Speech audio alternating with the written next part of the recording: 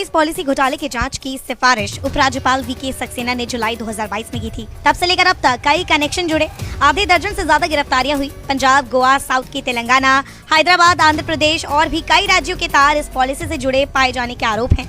अब सिसोदिया के बाद गिरफ्तारी की तलवार बीआरएस एमएलसी के कविता के ऊपर लटक रही है। तेलंगाना के बीजेपी नेता जी विवेक वेंकटस्वामी ने दावा किया कि संभव है आगे स्कैम से जुड़े और गिरफ्तारियां होंगी। साथ ही बीआरएस एमएलसी और तेलंगाना के मुख्यमंत्री केसीआर की बेटी के कविता भी अरेस्ट होंगी।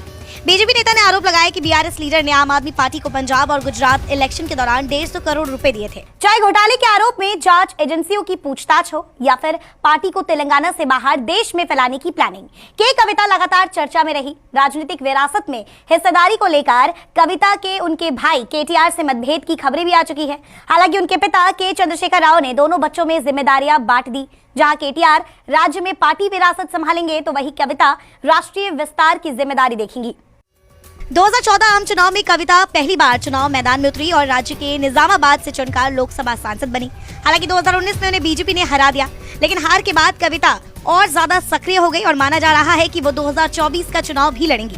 आक्रामक राजनीति करने वाली कविता के तमाम दूसरे दलों के नेताओं से अच्छे कॉन्टैक्ट है, जिनका उपयोग वो अपने दल के राष्ट्रीय विस्तार में कर रही हैं। वो पहली बार चर्चा में 2006 में तब आई जब उन्होंने तेलंगाना जागृति संगठन बनाया। तेलंगाना राज्य के गठन के लिए हुए आंदोलन में वो अपने पिता केसीआर के साथ शामिल हुई थी और बड़े पैमाने पर युवाओं को इससे जोड़ा था। बाद में युवाओं के संगठन ने उन्हें रोजगार दिलाने की दिशा में कई आंदोलन किए। वो उस मूवमेंट के कारण आज भी युवाओं में लोकप्रिय बनी हुई है। कुछ वक्त पहले हुई पूछताछ में के कविता ने सीबीआई को अपने जवाब सार्वजनिक तौर पर दिए थे।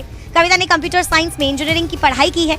अमेरिका में मास्टर्स की पढ़ाई करने के बाद उन्होंने वहाँ कुछ दिनों तक नौकरी भी की, लेकिन वहाँ मन नहीं लगा और वो तेलंगाना लौटकर सार्वजनिक जीवन में शामिल हो गए।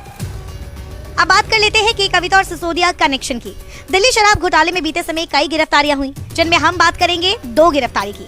एक हैदराबाद के सीए बुच्ची बाबू गोरंटाला, जो तेलंगाना सीएम की बेटी के ऑडिटर भी थे। दूसरा मंगूटा रघु, जो वाईएसआरसीपी के एमपी मंगूटा श्रीनिवासुलु रेड्डी के बेटे हैं। यह आंध्र प्रदेश की पार्टी है। दोनों तेलुगु भाषी राज्य है। तेलंगाना सीएम की बेटी की मुश्किलें तब बढ़ी जब उनका नाम रिमांड डायरीज और स्टेटमेंट्स में आने लगा। पिछले साल उनको सेंट्रल एजेंसी सीबीआई ने तलब किया था। उन पर कथित रूप से रिश्वत लेने जैसे आरोप है। सीबीआई की रिपोर्ट के मुताबिक आरोप है कि नए एक्साइज पॉलिसी के बनने और उसके इम्प्लीमेंटेशन दोनों में गड़बड़ियां थी। इससे आपसे जुड़े कई खास लोगों को फायदा हुआ। सीबीआई ने जांच में पाया कि नई पॉलिसी में लिकर होलसेलर का प्रॉफिट मार्जिन 5 से 12% तक बढ़ाया गया, जिसमें साउथ लॉबी का हाथ था, जिसमें कुछ नेता तो कुछ बिजनेसमैन शामिल थे। आरोप है कि पॉलिसी के लागू होने से पहले से लेकर बाद तक इन कुछ खास लोगों का अहम रोल था।